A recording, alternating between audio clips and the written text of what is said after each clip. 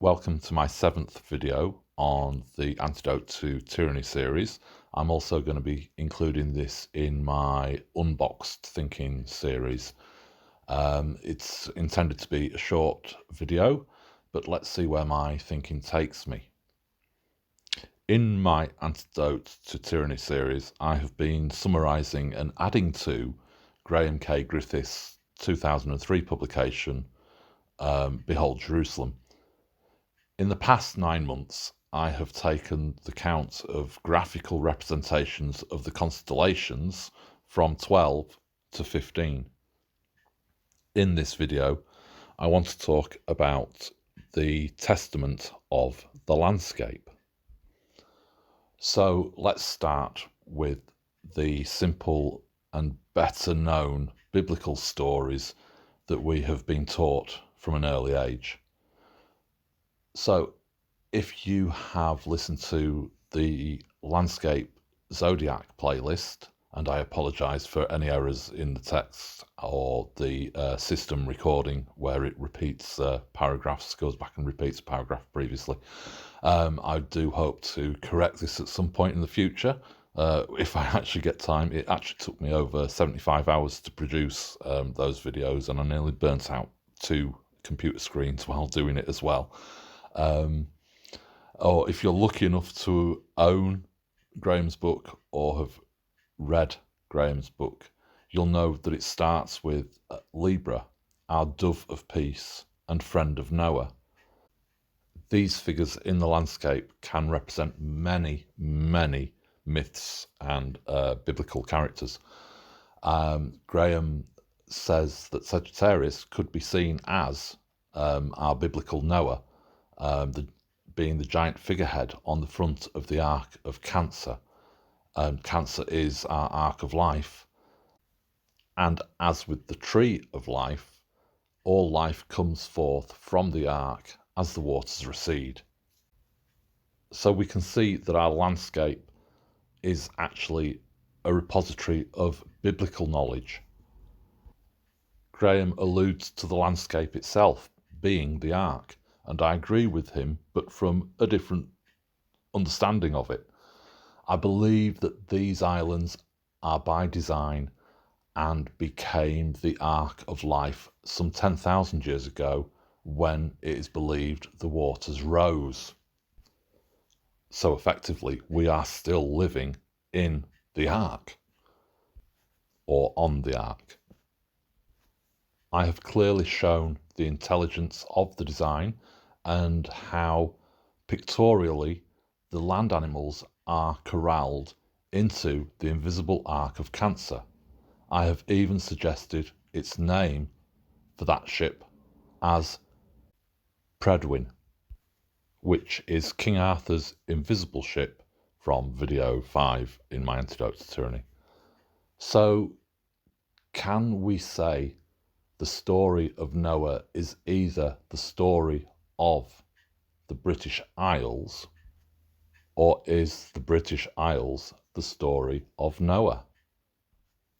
Personally, I believe the story is far older than the landscape and the Bible, and seems to be an apt design for the British Isles.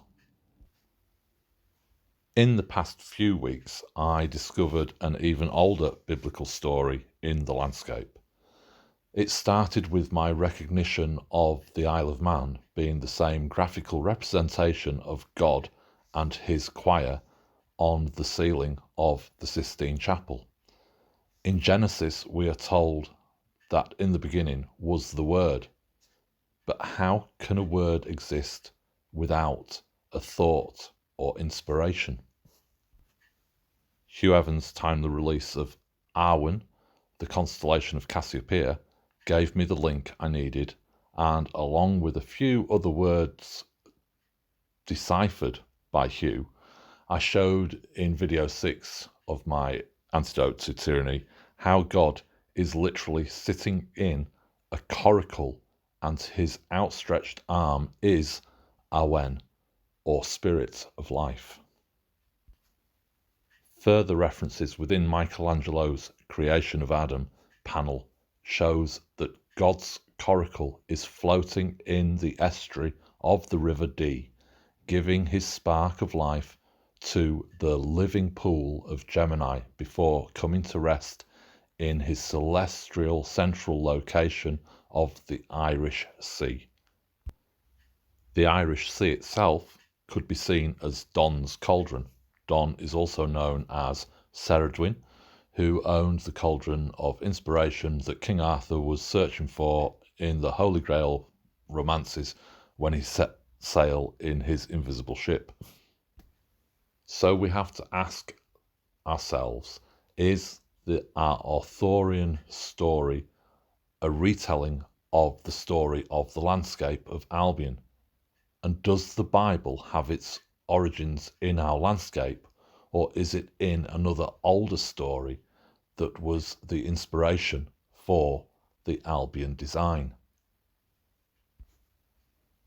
And if you haven't seen my Albion Zodiac videos before, then you may be shocked to see a 10,000-year-old representation of Jesus, complete with his side wound at High Cup Nick, and as Graham interprets this, is the Holy Grail wound, High Cup Nick, where the ground weeps in sympathy with the Christ. So, should we take the Bible as the gospel truth? Or should we accept the evidence of the landscape? If we swear upon a Bible, are we swearing allegiance to a deception, a corruption of history? If we look for Jerusalem in Scotland, are we missing the truth of Albion? Do you trust the religions of the tyrants or the landscape of Albion? Do you believe the commandments carved into the surface of stones, or the stones themselves? Your truth is out there. If you care to open your eyes and not be deceived by the corruptions of men. And just for the record, as I needed to document my thoughts on and interpretations on a couple of areas, is Ophuchus, our griffin, an angel?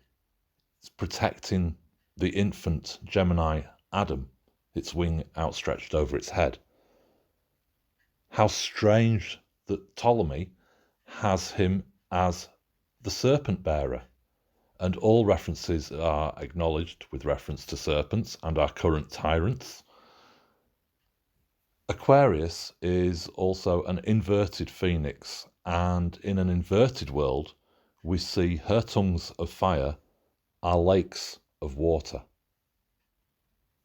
And that's it for now. Thank you for watching. Please like, share, comment. Just let's get these numbers up. We need to get this message out to the world.